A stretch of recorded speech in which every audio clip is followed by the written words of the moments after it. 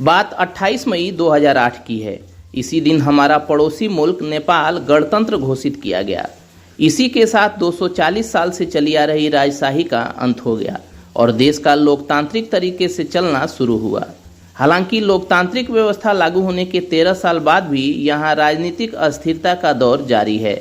अगर बात नेपाल के इतिहास की करें तो यहाँ की बागडोर गुप्त वंश से लेकर किरात वंशी, सोमवंशी, लिच्छवी और सूर्यवंशी राजाओं के हाथों में रही। नेपाल में कई छोटी छोटी रियासतें थीं। 1768 में शाह वंश के पृथ्वी नारायण शाह नेपाल की पूर्वी और पश्चिमी रियासतों को जीतकर उन पर हुकूमत करने लगे। अगले करीब 80 सालों तक यहाँ शाह वंश का राज रहा। साल 1846 में सेना के एक जनरल जंग बहादुर राणा ने तख्ता पलट करते हुए खुद को प्रधानमंत्री घोषित कर दिया। कहा कि राणा वंश के लोग प्रधानमंत्री बनेंगे लेकिन राजा शाह वंश का ही बनेगा।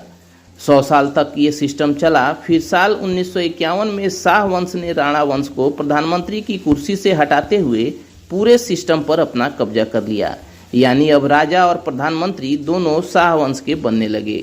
राणा वंश की पूरी तरह छुट्टी हो गई। 1955 में महेंद्र शाह नेपाल के राजा बने। उन्होंने 1959 में देश का संविधान बदलते हुए कॉन्स्टिट्यूशनल मोनार्की का सिस्टम कर दिया। यानी प्रधानमंत्री का चुनाव होगा और राजा शासन का प्रमुख रहेगा। इसी व्यवस्था के तहत देश में पहली बार आम चुनाव हुए जिसमें नेपाली कांग्रेस पार्टी को बहुमत मिला। लेकिन राजा ने 1 साल बाद ही सभी राजनीतिक पार्टियों पर बैन लगा दिया।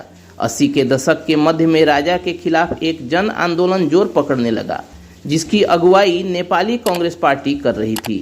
1990 तक ये विरोध उग्र और हिंसक होने लगा। आखिरकार राजा को बढ़ते विरोध के आगे झुकना पड़ा और अप्रैल 1990 में नए संविधान के तहत नेपाल को फिर से कॉन्स्टिट्यूशनल मोनार्की बना दिया गया और मल्टी पार्टी डेमोक्रेसी सिस्टम लागू किया गया। अगले ही साल चुनाव हुए और नेपाली कांग्रेस पार्टी को बहुमत मिला। गिरिजा प्रसाद कोइराला प्रधानमंत्री बने। कहने को तो ये सिस्टम प्रजातांत्रिक था लेकिन असली पावर अब भी राजाओं के पास ही थी। 1995 में इसी व्यवस्था के खिलाफ नेपाल में गृह युद्ध शुरू हुआ। इस बार आंदोलन की अगुवाई माओवादी कर रहे थे। पुष्प कमल दहल प्रचंड उनके नेता थे। इस आंदोलन के दौरान हजारों लोगों की जानें गईं। ये आंदोलन चल ही रहा था। इसी बीच 2001 में नेपाल के राज परिवार में बड़ा कांड हुआ। क्राउन प्रिंस दीपेंद्र ने अंधाधुंध गोली चलाकर अपने पिता राजा वीरेंद्र, रानी ऐश्वर्या समेत राज परिवार के 9 सदस्यों को मार डाला और खुद को भी गोली मार ली। इसके बाद दीपेंद्र के चाचा ज्ञानेंद्र राजा बने। इधर माओवादियों का आंदोलन भी जारी था। पुलिस पोस्ट और सेना की चौकियों को निशाना बनाया जाने लगा। फरवरी 2005 में राजा ज्ञानेंद्र ने इमरजेंसी लगाते हुए सारी शक्ति अपने हाथों में ले ली। इससे आंदोलन और भड़क गया। आखिरकार 2006 में राजा को झुकना पड़ा और गिरिजा प्रसाद कोइराला नेपाल के प्रधानमंत्री बने। नवंबर 2006 में एक समझौते के साथ गृह युद्ध का अंत हुआ। अब माओवादी सक्रिय राजनीति का हिस्सा बन गए।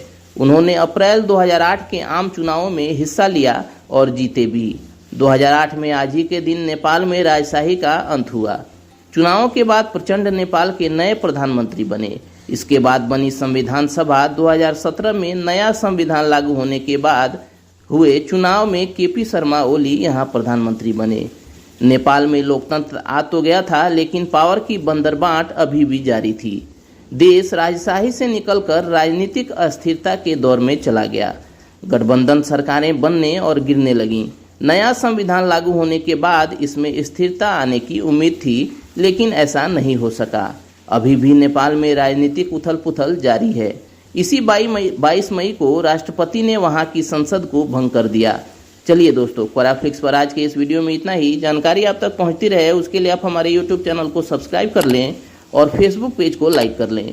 साथ ही साथ अपने दोस्तों रिश्तेदारों के बीच इस वीडियो के लिंक को शेयर भी करें। मिलते हैं एक और वीडियो में। तब तक keep searching for knowledge and try to be a kind person.